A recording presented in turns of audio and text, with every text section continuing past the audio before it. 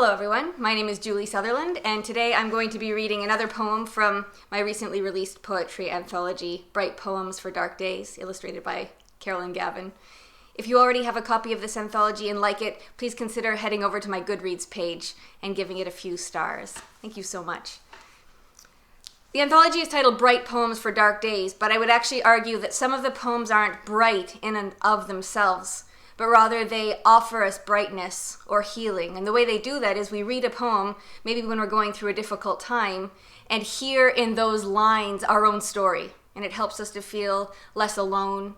It puts into words things we might have been struggling to say, and in that way we bind ourselves together with a group of individuals who have gone through something just like us. And that's the case with the poem I'm going to read today by Warsan Shire, a Somali-British poet and activist who became the first young poet laureate of London in 2014.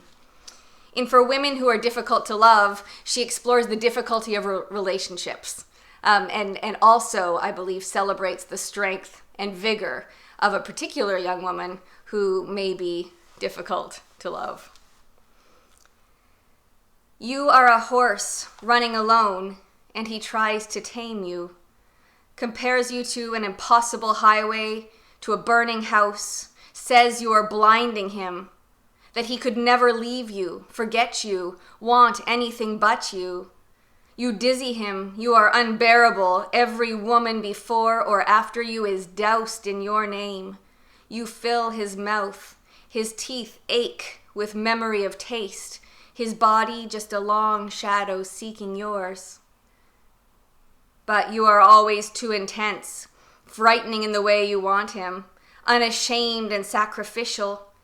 He tells you that no man can live up to the one who lives in your head. And you tried to change, didn't you? Closed your mouth more, tried to be softer, prettier, less volatile, less awake. But even when sleeping, you could feel him traveling from you in his dreams. So what did you want to do, love? Split his head open? You can't make homes out of human beings.